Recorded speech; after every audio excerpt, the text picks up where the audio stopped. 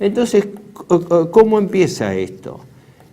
El Banco Central está más y peor endeudado que el propio Tesoro Nacional. Este es un tema que cabe aclararlo, ¿no? Acá nosotros apuntamos siempre, y cuando se habla de la deuda pública, se habla de la deuda pública del gobierno expresada a través de la tesorería.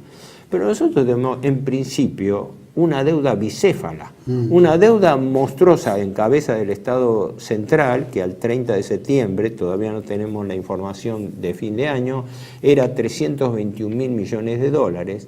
Pero resulta que paralelamente tenemos una deuda en el Banco Central de más de 80.000 millones de dólares, en pesos y en moneda extranjera.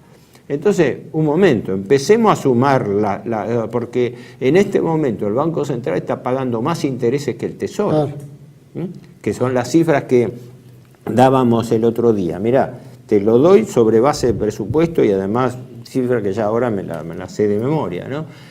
El gobierno este año tiene que pagar 750.000 millones de pesos de intereses. De capital, como lo hemos hablado una vez, no paga un centavo. El Banco Central va a pagar casi 900.000 millones, 875.000 millones de pesos. O sea, el Banco Central está pagando más intereses que el gobierno central. Entre ambos, 1.600.000 millones de pesos. A ver, 1.600.000 millones de pesos significa una masa que produce intereses a razón de 4.400 millones de pesos por día. Son 40.000 millones de dólares de intereses por año. No hay economía pública que pueda aguantar semejante dislate. Ahora, eso ocurre por una equivocación de la gente.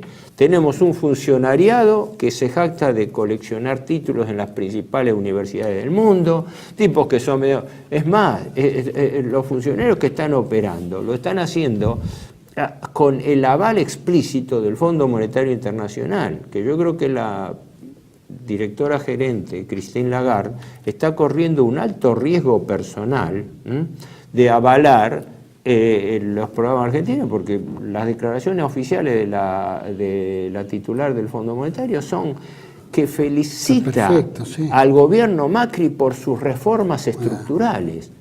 Bueno, yo no sé a qué reformas estructurales se refiere. Es probable que tenga razón en una, la baja de los salarios reales. Eso sí es un logro, eso Macri lo hizo. Es decir, la baja de los salarios reales. ¿Con qué instrumento? Con el instrumento de la inflación. Porque la inflación va carcomiendo el poder adquisitivo de los salarios reales, de las jubilaciones, de los planes sociales. Y en consecuencia, las devaluaciones que se trasladan a los precios son la principal herramienta de ahorro fiscal. Porque van licuando los gastos en pesos. De todas maneras, creo que me fui de lo que te llamaba, lo que hablábamos, la trampa del arbitraje entre tipos de cambio y tasa de interés. ¿Cómo actúa esto? ¿Quién manda? En realidad manda el tipo de cambio. ¿Por qué? Porque el 80% de la deuda del Estado está contraída en moneda extranjera. Y hemos hablado otras veces, el Estado recauda en pesos y la mayoría de la deuda y sus intereses lo tiene que pagar en dólares. Además, tiene que garantizar que el dólar esté comparativamente retrasado con respecto a la inflación para que los capitales financieros optimicen su negocio en la Argentina. La famosa bicicleta financiera o carry trade. Yo, especulador financiero, traigo $1.000.000, lo convierto acá en 40 millones de pesos y gano las tasas más altas del mundo. Pero esas tasas más altas del mundo no las paga el mercado, la paga el Estado, la paga el Banco Central.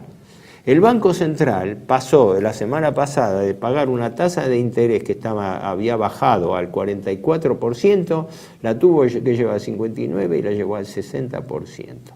Quiere decir que tenemos un gobierno atado de pies y manos al circuito perverso de tasa de interés, tipo de cambio. Es decir, el capital financiero tiene las dos puntas del ovillo. ¿Me das más tasa de interés o voy al dólar? Si me voy al dólar, sube el dólar, se traslada a los precios, sube la inflación y te pido más tasa. y el circuito se recicla permanentemente. Hablaste de 750.000 millones, 20.000 millones que hay que... 700 son los intereses que paga el Estado. Entre paréntesis, son para que se tenga una magnitud relativa. En inversiones públicas se gastan 200 y pico de mil. En educación se gastan 163.000, creo. No, perdón, 224.000. Es decir, se gasta en intereses 3 veces más o 4 que en educación. Es decir, estamos frente a un presupuesto fiscal totalmente distorsionado por la sangría de los intereses. Es como si vos estuvieses sobreendeudado y tenés que vivir diariamente pagándole la cuota al usurero para poder seguir viviendo. Y obviamente el usurero, cuando vos vas a pedirle plata, justamente estás en las peores de las condiciones, por lo tanto el usurero te saca más libras de carga. Ese sistema de deuda perpetua. La lógica del usurero es que el deudor nunca deje de ser deudor. Claro. Y aparte así es manipulable, porque si no, no lo pueden manipular. 1.600.000.000, ¿no? 1 billón los intereses que se pagan en pesos en un año, ¿no? Haciendo la proyección de un año, que equivale a unos 40.000 millones de dólares. Creo que el gasto público total, si no me equivoco, son 93, equivalentes a 93.000 millones de dólares, así que más o menos se paga en intereses casi la mitad de lo que es el gasto público total. O sea, el gobierno se ha transformado el Estado en una máquina de pagar intereses. Y la secuencia es irrecusable. Más intereses, más recesión, más retracción de la economía, menos crecimiento, y esto se retroalimenta.